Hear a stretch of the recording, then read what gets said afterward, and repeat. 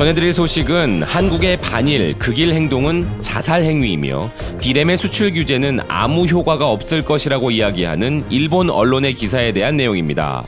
구독과 알림 설정으로 빠르게 BK 뉴스를 확인하시기 바랍니다. BK 브리핑입니다.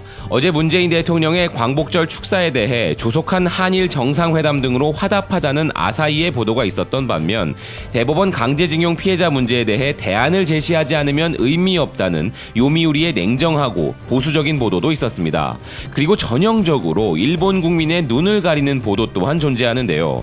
일본의 또 다른 언론인 JB 프레스는 한일 간의 갈등이 임계점에 도달한 현재 한국 언론과 문재인 정권의 관계자들 사이에서는 어느새 반일이나 항일 대신 극일이라는 용어가 자주 사용되고 있으며 한국의 해방기념일을 맞이한 8월 15일 한국 주요 매체의 기사에서도 극일이라는 단어가 자주 눈에 띄었다고 보도하고 있습니다. 그리고 그 긴 광복절 축사 내용 중에서도 오로지 극일이라는 단어 하나만을 엑기스로 추출해서 보도하고 있는데요. 이 기사의 헤드라인은 한국이 심취하기 시작한 극일이라는 이름의 일본 적대시 정책입니다.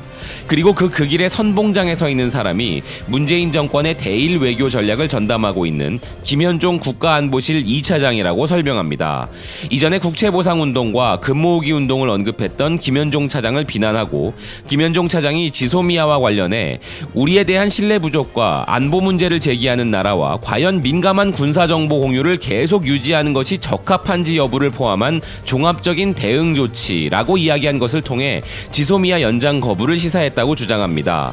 또한 김현종 차장이 모 라디오 매체에 나와 언급했던 우리가 선택할 수 있는 많은 옵션 중에 디램도 있다고 했던 부분을 인용하여 이런 김현종 차장의 발언은 한국 정부가 디램의 일본 수출 규제를 대책으로 검토하고 있음을 밝힌 것으로 해석된다고 이야기합니다. 그리고 디램의 수출 규제를 꺼내는 것은 한국 언론에서도 반응이 그다지 긍정적이지 않다고 언급하면서 세계 3위의 미국 마이크론에서 부품을 공급받을 수 있다는 이야기를 하고 있는데요. 긍정적이지 않은 반응을 보인 한국 언론이 어딘지도 밝히지 않고 일본 언론답게 사실관계라고는 전혀 확인하지 않고 보도를 하고 있군요. 소니와 닌텐도 같은 대기업들이 왜 마이크론의 반도체를 두고 그동안 삼성과 SK 하이닉스 반도체를 사용할 수밖에 없었는지에 대한 사실 확인도 당연히 없습니다. 또한 기사는 디램을 규제하면 일본이 수출 규제를 확대하는 구실을 제공할 뿐만 아니라 오히려 세계 반도체 공급망에서 한국 기업이 신뢰도를 악화시키는 문제가 발생할 것이라고 주장합니다. 기사는 마지막으로 한국의 보수신문과 경제전문지는 문재인 정부 관계자가 거론하는 극일 전략 중 지소미아 파기나 디램 수출 규제는 한국의 안보와 경제에 큰 위협으로 되돌아올 우려가 있다고 주장한 것이 눈에 띈다며 극일이 자신의 목을 조르는 자살 행위가 될 가능성도 내포하고 있다고 마무리합니다.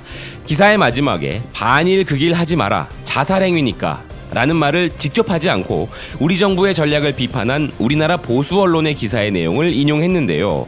그 보수 언론사가 어디인지 밝히지 않아도 짐작이 되는 건 왜일까요? 혹시 언론사 이름만 들으면 조선시대 때부터 애국했을 것 같은 언론사이거나 사방의 중심이 되는 언론사이거나 동아시아 어딘가에 있을 것만 같은 언론사, 이 셋 중에 하나가 높은 확률로 적중할 것 같은 예감입니다. 반대로 이따위 기사를 기사라고 보도한 JB 프레스는 한국의 자칭 보수 언론사들이 참 부러울 듯합니다. 자신들처럼 충성 관제 보도를 하지 않아도 되고 매국 보도를 아무리 해도 거기에다가 일본어로까지 번역하여 친절하게 매국 보도해도 되는 일본보다 월등히 높은 언론의 자유가 보장되는 자유민주주의 국가 대한민국이 말입니다.